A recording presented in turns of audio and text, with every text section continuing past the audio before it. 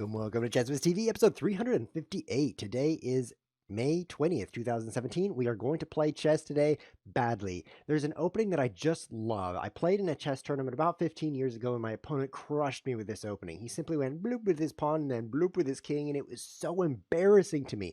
Moving your king one space diagonally toward the king's rook is a very powerful move because it messes with the opponent's psyche. He thinks this guy's so bad, and then he doesn't know how to win. So let's go beat our opponents in that same way, take revenge in the way that my opponent did so many years ago.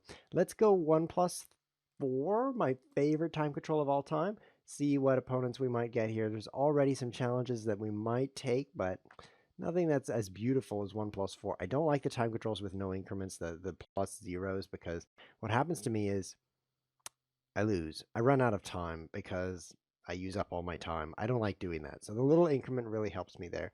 So as the black player, I'm going to play f6 here and then king f7. This is actually much better than it looks because it looks so bad. And it's actually only kind of bad.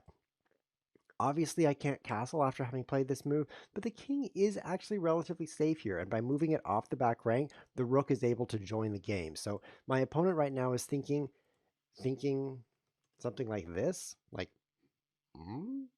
and that's the key to victory. I actually did play against someone. He was rated about 1800 USCF. I'm from the United States, so that, I don't know what that is, maybe 1600 FIDE. Not that strong, but at the time it seemed pretty strong. He was a little bit better than I was, but it was so obnoxious to play this game. All I remember about the game was this. And let me tell you, most of your chess games you don't remember at all. You have absolutely no recollection of them. Is he going to play his knight down here? And so the fact that I remember this game tells me I was extremely obnoxified. I'm going to push my pawn something in this area. I would like to play f5, but I don't like this check just because my king has no home. I'd like to play h6 and then f5 and then g6. What if I play,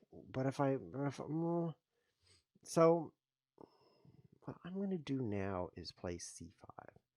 Hit the pawn chain at the base. I'm okay with takes and keeping my pawn on f6. I do have the isolated pawn, but I'm striking at his center. I got to get my pieces out here. So let's not feel bad about this. Knight e4 could cause me some trouble. What if my bishop gets trapped here?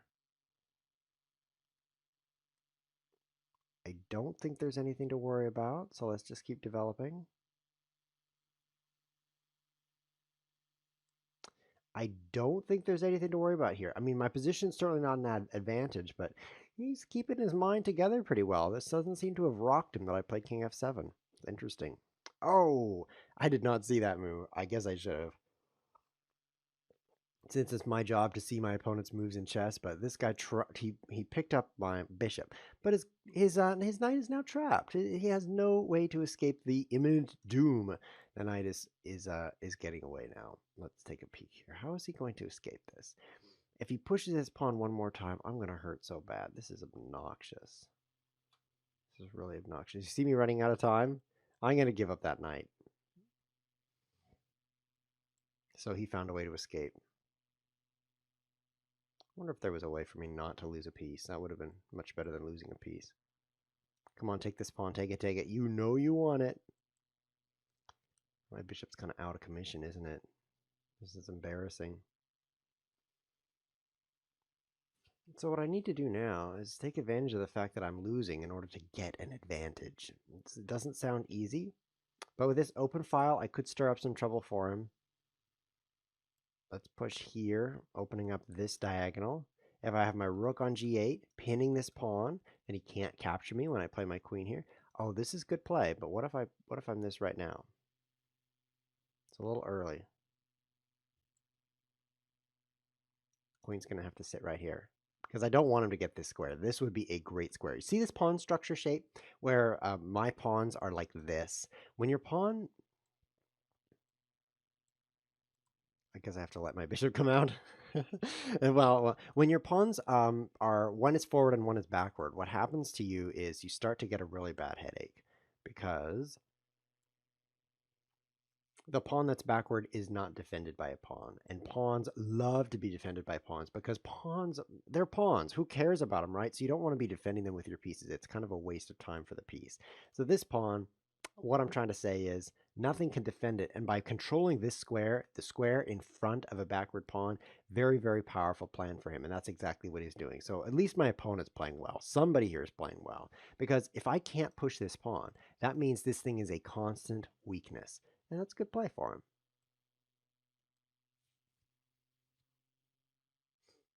I think it would be exciting if he captured his own bishop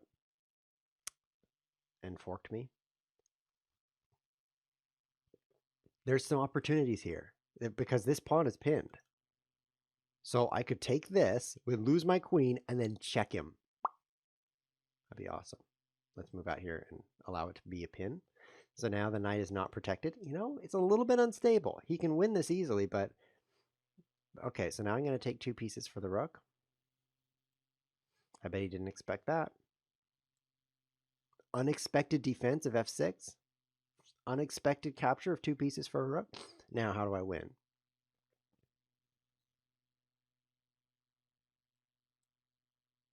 This way. Oh, I lose my queen and then I discover check, wham, bam, shazam. Okay, this is very exciting to me. Hey, maybe he didn't notice. He could take my queen for free, but that's okay. I didn't notice either. This is definitely, I've stirred up some trouble for him here. Definitely I have. Now I'm just forked. Let's do this and pin him. You see I'm always out of time. This is why we have to have a time increment on the clock. So he can't take my knight now. Uh, I'll do that.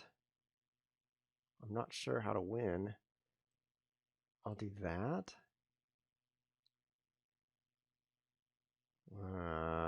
I guess I have to resign. I had to keep that pawn defended. My position was simply too weak. I mean, I think that being down a piece is kind of at a disadvantage, so let's just blame it on that. But King F7, what a strong move. I mean, I basically got an advantage from that there. Let's play F3 here in King F2. Doesn't shake my opponent like I expected. So this time I'm going to play it a little differently. I'm going to fianchetto the bishop. It's a way to keep the king side protected. And then I'm going to fianchetto the knight. Oh, wow. Okay, so by focusing on this area, nothing can go wrong. Nothing goes right either, but at least nothing goes wrong in this area. I've played like, what, 6 moves in this? 1, 2, 3, 4, 5, 6, 7 moves in this area. That's a lot of investment. It actually matters. Ooh, this is quite the attack, actually. He's got a rook coming down here and a queen coming down here. And the most important part is his king doesn't have to castle in this direction. He could actually castle in this direction, which is out of the area of doom for me. So I think I need to stir up trouble in the center. I need to immediately say, opponent's playing on the side, I'm playing in the center. It's actually a great rule of thumb. Whenever someone's playing on the side of the board, you need to strike back in the center to distract them. Another strategy you can use if you're playing over the board is to put your fingers under the chessboard, and then when they blink, you go like this. And you throw the chessboard up into their eyes, and you hope that some of the larger pieces, like the queen or the king, strikes them in the forehead. It kind of confuses them. That's an alternative to attacking back in the center.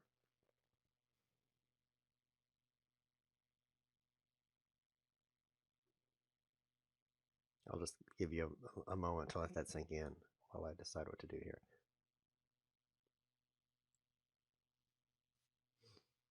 I'm a little uncomfortable with this simply because these 2 pieces haven't moved yet.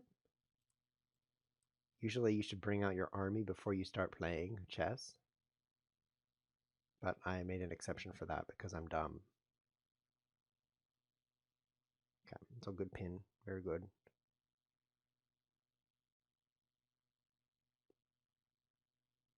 But your pin is no match for my uh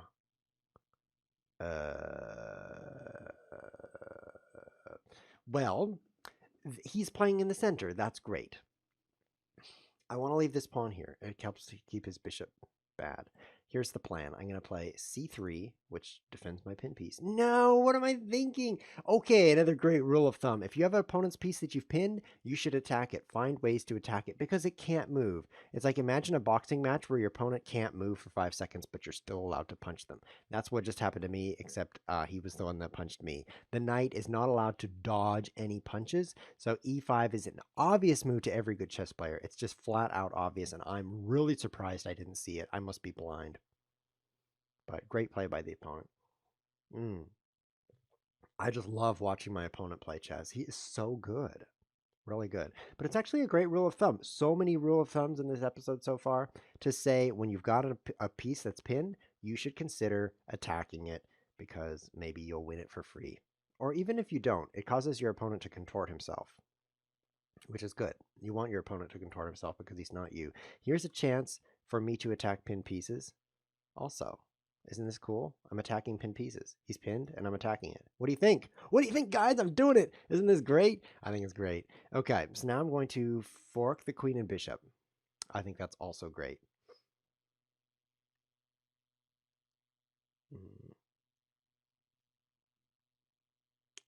Question in the chat. Are you playing a variant? Yes, it's a variant where you play badly. Special one, of course. It's called the badness variant, where Chess Whiz plays chess, and that makes it pretty bad. Why did I push this pawn? Why didn't I just take that bishop for free? That's a mystery. I need to find a way to checkmate him. You see how his king is over here? That's a big deal. That's a big deal. The average person's king would not be over there. But I can like do things. Ooh, he's willing to do things there. Let's push that. Exciting. Oh, this is pretty rad. That's still a word, right? Sometimes these words that mean that was cool, they kind of no longer become words. If you've never heard someone say, that's wiggy, it's because it's not a word. Okay, so I'm exposing myself to checkmate as part of my plan here.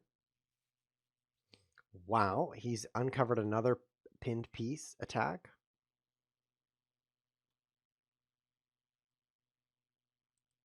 Let's do this.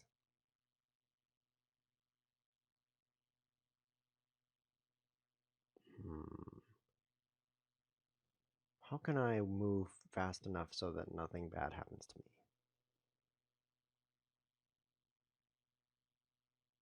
Good intermezzo there. I'll play this direction. Oh no, this is bad. Oh. Oh. Oh. Try to attack me with your bishop. I want to capture it. Oh, I'm sure he can checkmate me now. That's too bad. I hate it when I'm checkmated. I hate it when I'm checkmated. Bam! I just hate that. Oh, that was terrible. So the theme of this game clearly was attack pin pieces. I mean, first of all, I got my knight pinned and then let it sit there and get attacked and captured. Then I forked him in the face. Then he pinned my knight again. Both of my knights were simply doomed. Let's take this challenge from Kurt Bush. I love you, Kurt, and I want to play you. High, less than 3. You guys know what that means? F7. F6, King F7, perfect. Less than 3. It's a math equation. It means 1 or 2. It's actually for people who are born with the very rare birth defect that their head is sideways, it's actually a heart. But that's very rare. It's probably not you. Let's apply the fianchetto again.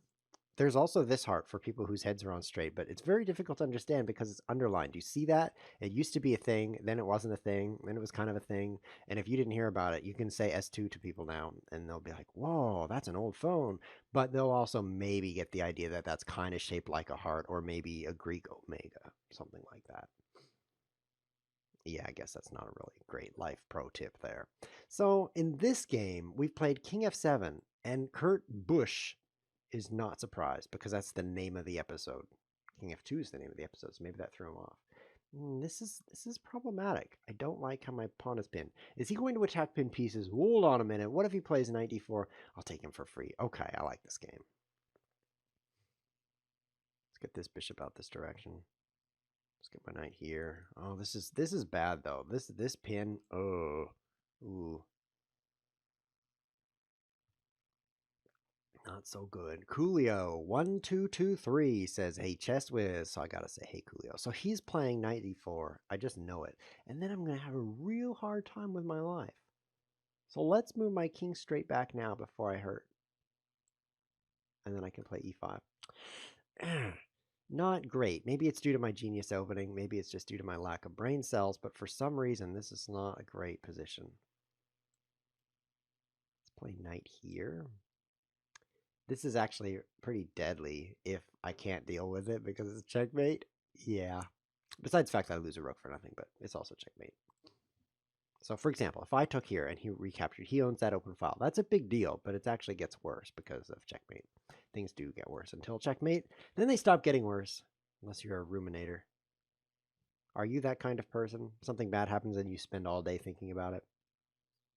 Studies show that ruminators have better digestion. I can't even defend c7. But I can play. I can't do this. I'll lose this pawn. But it's pretty cool, right? Because it pins him to that. That's pretty cool. Yeah. And leads to a bad position. I looked into the future. I guess maybe King F7 wasn't best.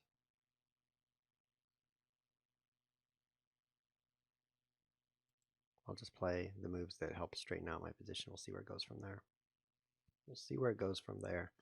Yeah, ruminating is actually a great weakness. Some people, when something bad happens, they spend a lot of time thinking about the past. And overall, it's not beneficial. But here's the thing. Here's the thing to make you feel better if you're a ruminator. It's completely genetic. Your brain is now wired to do this. So don't feel bad that you're always depressed. You can't help it. That's encouraging, right? But it's actually true. People do what their brain tells them to. That's the moral of the story. Ah, my brain is telling me to lose this chess game. That's why I'm doing so badly. If it weren't for that, I'd be great here. So what? King e8? I mean, I guess there's no good moves considering all of them lead to me losing, but technically I should try to put up a good fight. Kurt's going to run out of time. Kurt, I'm the winner. Hit my microphone. Yes, that is the way chess moves usually win. So great play, Kurt. You really demolished me. You know, there's a big weakness here in this diagonal when I played King f7. So this game, I'm not going to fianchetto this direction. It's simply too slow. I'm going to play the bishop out toward the center of the board instead. Let's play a game against a stranger, see how this goes. Kurt, you deserve to win. I'm going to give you the moral victory on that one. So I watched a speech the other week, and that would be this week. And there was a statement in that speech that I thought was interesting. So I want to ask you a question because I've always thought in my youth that it's a good idea to be content. And in my personal life, I've found the great secret of contentment. It's given me a lot of peace. The secret of contentment. What it is not wanting things you don't have. It's so nice because you're not spending all this energy lusting after stuff you can't afford. It's very relaxing, right? But the downside is you don't do much with your life. You just sit back and play chess, maybe like make videos of yourself playing chess. Look at how unproductive I am right now. I'm just sitting in a chair playing chess, and after the game, everyone will forget what happened in the game. That's how insignificant it is. It's actually a good thing everyone forgets because the game is awful. So that's actually a perk. But anyway, contentment, it's always been a thing. But I saw this important speech. Maybe one or two of you actually know what it is already because of you're connecting the dots. That's a clue. But the statement made by the speech giver was to stay hungry, which is the opposite of being content. Basically, push yourself for more even when you have a lot, because otherwise you'll stagnate. So I want to hear your guys' opinions. Which is more important, to be content, in fact, be satisfied with life and not make yourself edgy because you always have to have more, or to stay hungry in order to push yourself to higher levels? So I'm going to ask you that question right now. Be content and stay hungry, and I'm not going to let you use the pun be content, which any good web developer would say. I would rather be content because being headers is so boring. But I'm going to share this link with the few people watching right now. And then I'm also going to put it below the YouTube video. So if you're watching on YouTube, you can actually click that, view the results, and also vote. So I think c5 is a great move here. In this chess game, I forgot to play f6. That's how bad I am at chess. I mean, first of all, I make plans to make awful moves, right? Before the game, I'm like, okay, what I'm going to do now is blunder on the first move. And then I can't even execute it. I can't even blunder when I want to. That's how bad I am. But that's actually good because if you think about it, the way you judge yourself is by comparing yourself to others. So because you're watching me right now and I'm appearing so incompetent that I can't even make a bad move, you actually feel better about your chess. You're like, wow, you know what? If I were him, I probably actually would have blundered there. So I'm better than he is. And that's going to improve your self-esteem. So at least someone here is good at chess. It's not me, but I'm doing my part. So that's good.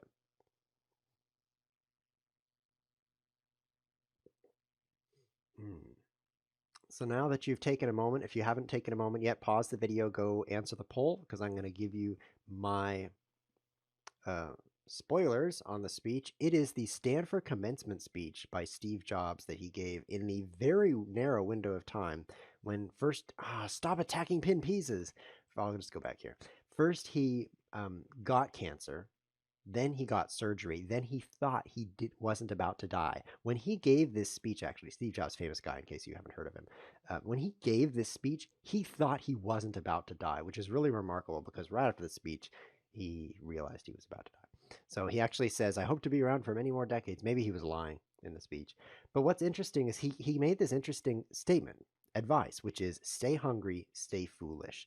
The idea of stay hungry is to drive yourself for more, always be looking for more. And stay foolish is don't let people tell you what's possible and what's impossible. If you're like, yeah, you're right, I can't do that, that really limits you. If you listen to the people who say things can't be done, then they can't be done. But if you don't,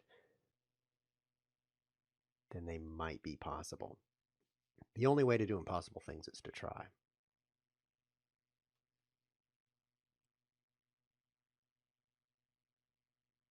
Well, let's see. I have 6 pawns and he has 6. So my goal here is to win. So I want to get more than him. So if I take this and then I take this, I'll have taken 2. But he takes only 1. Now let's see. 1. That's less than 2. So this is good. So now I have more pawns than him. The next plan is to trade all the things that aren't pawns so that we have 5 against 4. Then I'll promote this. My plan is coming together here. Let's see. I need to make my pieces so good that he wants to trade with me. Actually, this is a common mistake the beginners make. They're like, okay, I need to get the queens off the board. And they chase that queen around like a thing that's chasing a queen around. Just imagine something chasing a queen, right? That's my analogy of the day. And they don't catch it because queens are super fast. You're like, I'm attacking your queen. He's like, well, I don't want to trade right now. Well, I'm attacking your queen again. And when your plan surrounds is just basically based on basing itself on the basement, then you don't catch the queen. Does that make sense? What you have to do is make your piece so awesome that he's just begging to trade with you. Like your queen is like the epitome of queens.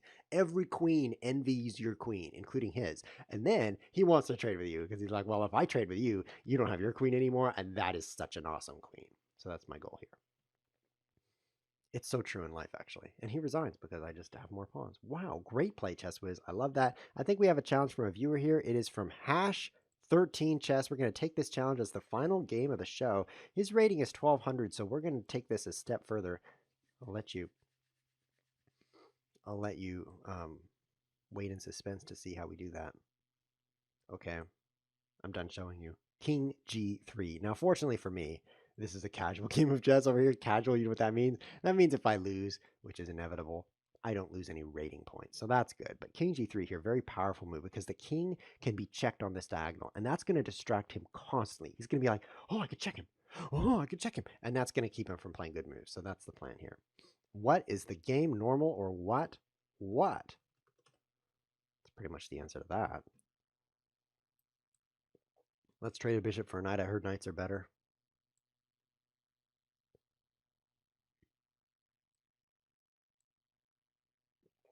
Look at that shape. Don't you get an extra point for that? Isn't it like 1 point if you win, half if you draw, but 3/4 if you get that shape? Something like that. Where's the bishop go? G3? Bishop G3? Seems good. Let's put the bishop here and put the question to his decision. You know, putting the question to something is nice, but putting the onus on it is so much better. And it actually means the same thing. So whenever you're about to put the question to something, you should apply the onus. What is that? What is that? How do you actually use the word onus? It is such a funny word, especially if you try to type it. You just type bonus and then you go back to the start and delete the B and you're done. Very weird word. What's going on here? This is a strange pawn shape. Very strange. He's got this backward pawn. He's got these flaky things. Making me think. I guess I'll capture something. Not this one though. I mean, I don't want his knight to come in here, so that's something I prevented. I guess that's good. Someone in the chat says GM. You might think that stands for Grandmaster, but oh, look at this square. This is great. Oh, I'm going to get forked. Okay, I better run back here now. But it actually stands for good manner. BM stands for bad manners, and it's actually a common acronym in some games. BM, here's some things you could do that are BM. Okay, here's something else that you can do that's BM. You can leave the game without saying GG. That's very BM. Here's another thing you can do that's BM. You can continue playing when you should have resigned. That's pretty BM. Here's another thing that's BM. When you're winning, but you haven't quite won yet, you're like attacking him, and then suddenly you think, what did I just do? What just happened? Okay, he took my bishop, but I didn't recapture. That was pretty BM. Nice strategy there. Take the vision and then run away so fast. You are a great chess player. Hash. Great. Is to say GG on your opponent's behalf. Like, you know what? My attack's pretty strong here. GG. Like, implying that they should resign. That's pretty BM. That's pretty BM right there. So there's some examples. I love being BM because I hate deodorant. But fortunately for me, I'm not transmitting my BM over the internet. Okay, so now that I've sacrificed my bishop, my plan is nearly complete. Let's play the king back up to f2. It was better there, you know. The only reason I moved it back is because I had a moment of confusion. My life is more like a moment of clarity and 99 moments of confusion. Yeah, I don't think I just have like one moment. I'm entering the moment of confusion, and now I'm leaving the moment of confusion. No, it's more like I'm living in the life of confusion. And then every now and then I'm not confused. This is so weird. This is so weird. What's going on? What? Oh, okay, now I'm confused. Never mind. Okay, so why did he push that? Well, you know, I don't know. Thanks for that pawn. He has 3 things that can move into this square, and I have only 2. So if I play here, what will happen if he does that? I guess I don't have to think about that anymore, since it's already been done.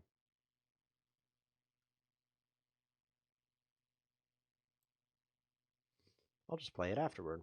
I want to get this rook into the game really, really badly. Very important to me to get that rook in the game because I love that rook and I just hate not using it. So if I were to play king f1 and leave this rook in here, it would be as if I didn't have it. It would be so bad. So that's why it's very important to me to get that rook in the game. I think this would be good. So I'm going to play rook e1, then I'll move my king back. This is a critical thing for all you guys who want to blunder on the first move with f3, is get your rook into the game before you block it out again, because it actually is like being down a rook. Okay, so now I'm just down a piece, as I have been for most of this game.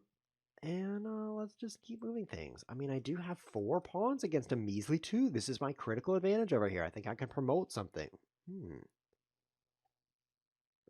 He says, give me time, so I will let him run out of time. GG! ChessWiz wins! Oh, that was great. That was kind of BM, but I don't care because I'm not a very nice person. So let's go take a look at the poll results. I'm going to say that be content is the best thing to do because out of contentment comes happiness. And if you're always hungry, then you need to eat something. So let's go to vote here and see what the results are. Most people say that be content. 6 votes for be content, 2 for stay hungry. If you haven't voted yet, you can click below the video and change this because Steve Jobs says stay hungry, stay foolish. And so why would ChessWiz overrule that? That doesn't make sense to me.